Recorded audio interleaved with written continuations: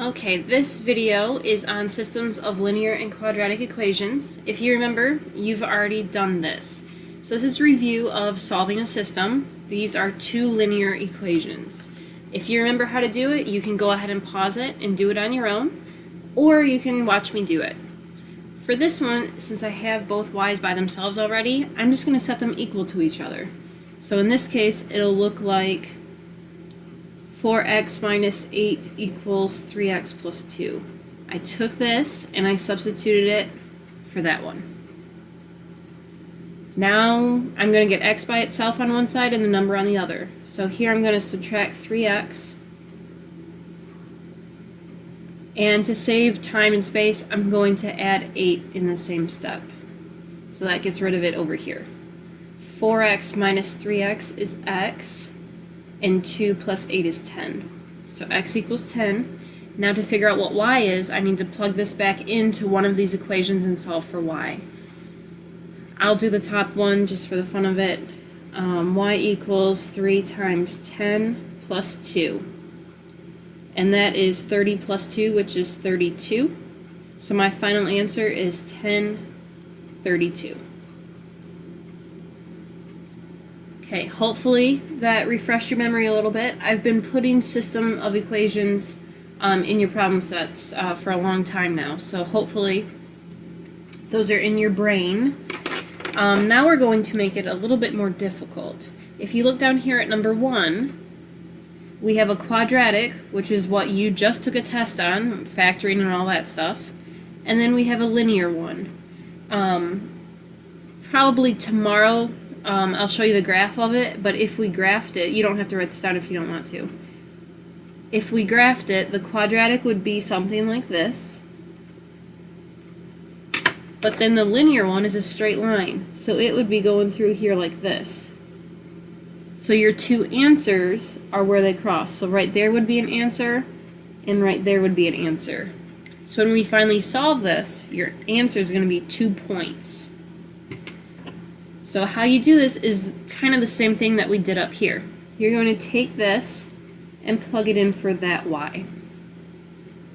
So that gets me x plus 3 equals x squared plus 3x minus 5. And now you need to get them all on the same side. I'm going to subtract x, and then I'm also going to subtract 3 in the same step. So that gets rid of that. And I'm going to rewrite this on the left-hand side. It just looks, I don't know, more proper that way. So here I have x squared. That didn't change. 3x minus x is a positive 2x. Negative 5 minus 3 is negative 8. And that equals 0. You could keep the 0 equals here if you wanted to in front of it. Either way is fine. Now you need to solve it. You're going to get two answers for x. You can use whatever method you want to. For these though, it's going to be a lot easier to do factoring. I know the formula, you might like that better, but it's just a whole lot easier to factor if you're good at it.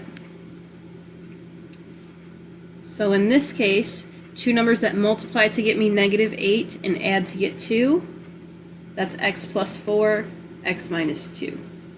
And since you took a test on this, I will let you skip the little equation part of it, and you can just say x equals negative 4 or x equals 2. Just make sure you do the opposite of what's up here.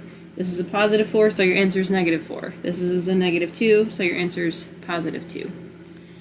Now we're not done. We have our x's, now we need to find our y's. I would recommend using the linear equation to substitute the x's into, but that's up to you.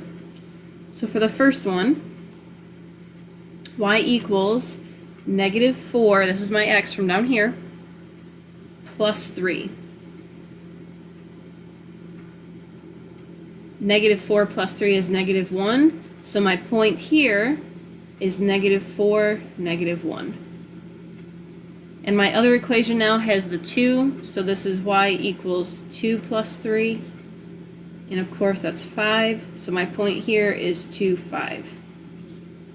Circle the whole answer, and you are done. So if you're confused where I got some things from, this negative 4 went right here, and that 2 went right there. Okay, we have a couple more to do. Number 2, we're going to do the exact same way. I'm going to take this and substitute it for that y right there. Okay, so now I'm just going to put the x squared first. So x squared minus 4x plus 6 equals x plus 2. I'm going to subtract x, and I'm also going to subtract 2. So that gets rid of the x's and the 2's over on the right-hand side. Now I have x squared minus 5x plus 4 equals 0. I'm going to factor it. This should be x minus 1, x minus 4. And so that means x equals a positive 1 or x equals a positive 4. Now I'm going to take it and plug it back into this equation. So y equals, my first x is 1, so that's 1 plus 2. Y equals 3, so my first point is 1, 3. Now the other one, y equals 4 plus 2. Y equals 6, so that means my point is 4, 6. Circle both of them or box both of them, and you're done. I'm doing one more with you. I would recommend pausing this and trying this one on your own just to see if you get it or not. One set of your answers should be fairly large. Okay, I'm still going to take this and substitute it for that. I'm going to rewrite it as x squared minus 10x plus 14 equals 7x minus 16. Subtract 7x, and I'm also going to add 16. So that gets rid of the right-hand side.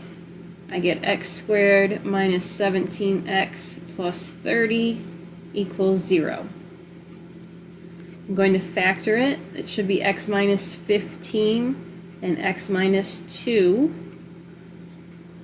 So that means my x's are a positive 15 or a positive 2. Now you can substitute it into either equation. I'm going to stick with the linear one, but it does involve another step. So now it's 7 times 15 minus 16. And if you type that into the calculator correctly, you will get 89 for that one. So the first point is 1589, and no, I won't make you graph something like that. And this one is 7 times this number right here, 2, minus 16. This is 14 minus 16, which is negative 2. So this point is 2, negative 2. Circle the whole answer. And that is it for the notes for today. You have 5 of these to do on your own, and they are posted in today's Schoology folder.